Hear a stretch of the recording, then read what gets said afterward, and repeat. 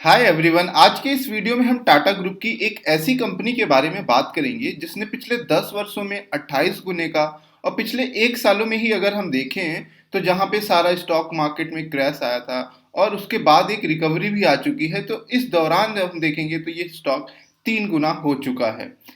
इस वीडियो में हम बात करेंगे टाटा इलेक्सी के बिजनेस फंडामेंटल्स की। सबसे पहले देखेंगे कि पिछले 10 वर्षों में, 5 वर्षों में या पिछले 3 वर्षों में इस स्टॉक ने किस तरीके से इन्वेस्टर्स को रिटर्न दिया है। पूरे इंडस्ट्री, आईटी इंडस्ट्री और उसके सेक्टर का आउटलुक देखेंगे कि पिछले 5 वर्षों में किस तरीके से ग्रो की हुई थी और ओवरऑल सेंटिमेंट क्या है अगले 5 वर्षों में आईटी सेक्टर का। बिजनेस फंडामेंटल्स को देखेंगे कि ये कंपनी किस तरीके से बिजनेस करती है और किन फील्ड से ये अपने रेवेन्यू को जनरेट करती है। कंपनी के वैल्यूएशन को देखेंगे, प्रॉफिट एंड लॉस स्टेटमेंट को देखेंगे, कंपनी के शेयर होल्डिंग पैटर्न्स को भी एनालाइज करेंगे और इन द एंड इस वीडियो के ये भी देखेंगे कि हम कहाँ से इसमें अगर फ्रेश एंट्री लेना है तो ले सकते हैं, क्योंकि ये स्टॉक बहुत ज़्यादा भाग चुका है। तो इस स्टॉक में हमें क्या करना चाहिए। तो सबसे पहले अगर स्टॉक की परफॉर्मेंस को अगर हम देखते हैं तो पिछले 10 वर्षों में इस स्टॉक ने 2800 से भी ज़्यादा परसेंट का रिटर्न दिया है, जहां पे सिर्फ अगर हम सेंसेक्स की बात करेंगे तो वो ऑलमोस्ट 184 का रिटर्न दिया है। पिछले 5 वर्षों में देखेंगे तो 298% का रिटर्न दिया है और ऑलमोस्ट देखें तो 100% के अराउंड हमारा Sensex overall stock market grow किया है। उसके बाद देखेंगे तो स्टॉक में किसी भी तरीके का देखें तो एक तरीके से एक स्टैग्नेशन आ चुका था। फिर उसके बाद देखिए तो लास्ट ईयर में जिस तरीके से इसने परफॉर्मेंस दिखाया है, फिर से ये स्टॉक एक मोमेंटम में आ गया और 300% से भी ज़्यादा, ऑलमोस्ट 336% का रिटर्न इसने दिखाया है। वहीं इतने ही टाइम में अगर देखेंगे तो हमारा सेंसेक्स जो है 53% का ग्रोथ दिखाया है।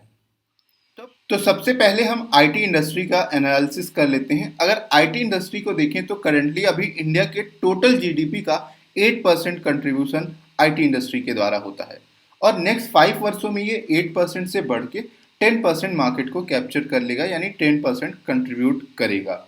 FY16 में यानी $108 बिलियन का एक्सपोर्ट के जरिए रिवेन्यू जनरेट किया था आईटी इंडस्ट्री और $35 बिलियन का डोमेस्टिक मार्केट में, इंडियन मार्केट में किया था।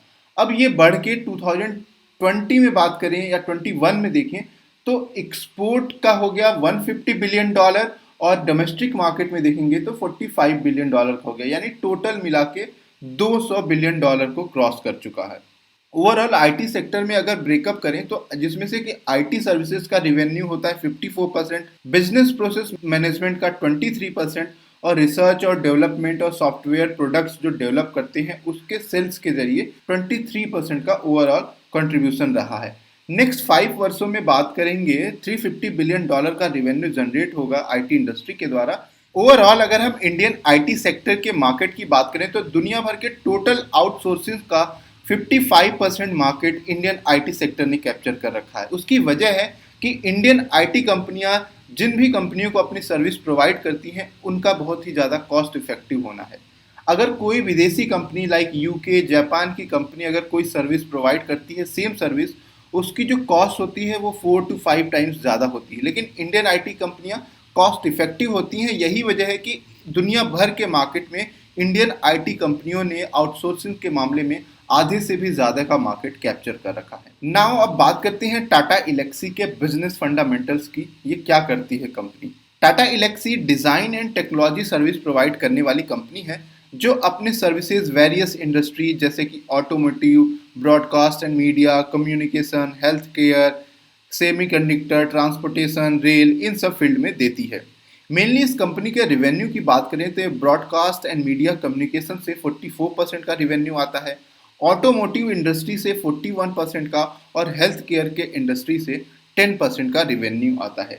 जियोग्राफिकली अगर हम बात करेंगे तो यूरोप के मार्केट से इस कंपनी का 36% रेवेन्यू आता है, अमेरिका के मार्केट से 36% का रेवेन्यू आता है और इंडिया के मार्केट से 13% का रेवेन्यू आता है। बाकी बचा हुआ रेवेन्यू दुनिया भर से 14.5% का कंट्रीब्यूशन इसमें होता है। जिस यह कंपनी सबसे ज़्यादा ब्रॉडकास्ट एंड मीडिया के जरिए जो है रेवेन्यू जनरेट करती है, तो बेसिकली ये कस्टमर सर्विस प्रोवाइड करती है आर्टिफिशियल इंटेलिजेंस की मदद से, जैसे कि OTT प्लेटफॉर्म पर आने वाले एड्स के जरिए, एल्गोरिदम, कंपनी ने इसके साथ ही एयरटेल टीवी के साथ टाई अप किया है, जिसके तहत इसने एक हाइब्रिड सेटअप बॉक्स डेवलप किया है, जिसका मकसद है कि इंटरनेट और टीवी के बीच के जो कंटेंट के बीच का गैप है उसको कम करना। सिंपल सी भाषा में कहें तो इस सर्विस के जरिए जो इंटरनेट पे टॉप अवेलेबल कंटेंट होता है उसको टीवी तक पहुंचाना है। ऑटोमोटिव इंडस्ट्री की बात करें तो इस कंपनी ने बहुत सारे रिसर्च एंड डेवलपमेंट पे काम कर रही है। कार मैन्युफैक्चरिंग के फील्ड में electronics and software, infotainment, comfort के लिए, सेफ्टी के लिए जो भी ऑटोमेटिक फीचर्स होते हैं उनको डेवलप करने में यह कंपनी मदद करती है। अब हेल्थ केयर इंडस्ट्री की बात करें जहां से 10% रेवेन्यू आता है, तो ये company automated test kit generate करने में कंपनियों की, मेडिकल कंपनियों की बहुत ज़्यादा मदद करती है।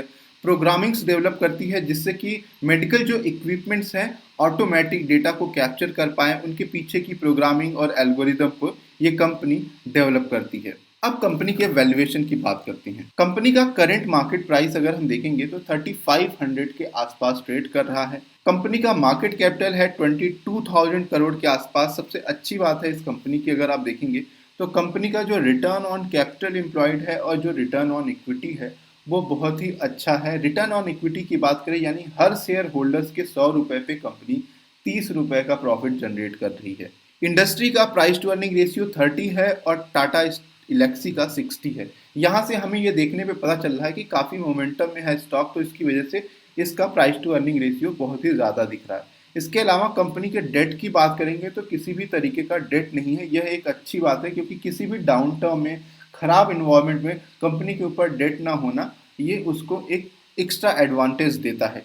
कंपनी के अगर प्रॉफिट एंड लॉस स्टेटमेंट को अगर हम देखेंगे तो ओवरऑल जो मार्च 2020 में जो कंपनी का रेवेन्यू था वो 1610 करोड़ था, वो 21 में बढ़ के 1826 करोड़ का हो गया।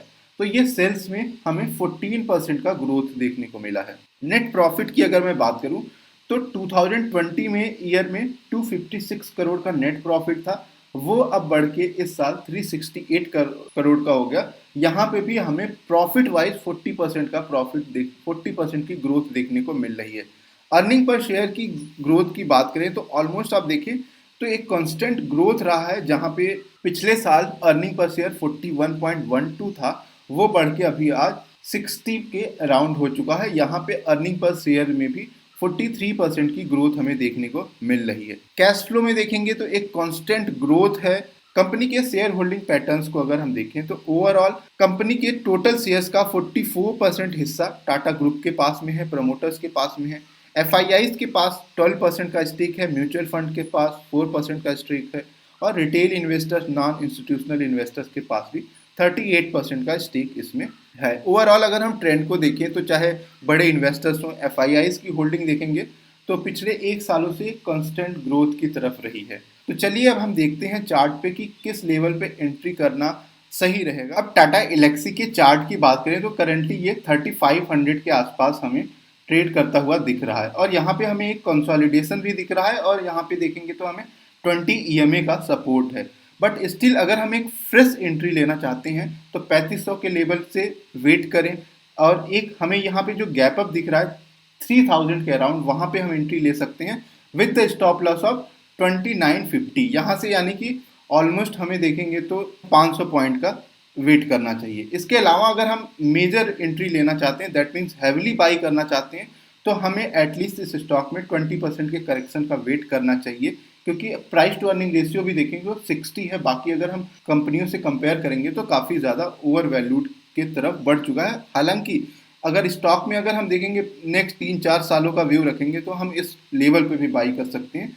बट अगर फिर भी हमें एक अच्छा वैल्यूएशन, अट्रैक्टिव वैल्यूएशन चाहिए तो अगर 20% का स्टॉक का करेक्शन होता है और हमें 2700 के अराउंड एंट्री मिलती है तो समझ लीजिए ये स्टॉक एकदम ऑसम लेवल पे हम बाई करेंगे। बट स्टिल अगर जो स्टॉक को 5 से 10 सालों के लिए इसको होल्ड करना चाहते हैं तो ऑलमोस्ट इनको हर डिप पे बाई करना चाहिए, हर कंसोलिडेशन पे इस स्टॉक को ऐड करते रहना चाहिए। अगर हम चाहते हैं कि एक अच्छा वैल्यूएशन में हमें मिले तो 3000 से 2700 के लेवल का हमें वेट करना ही चाहिए अगर हम फ्रेश एंट्री ले रहे हैं।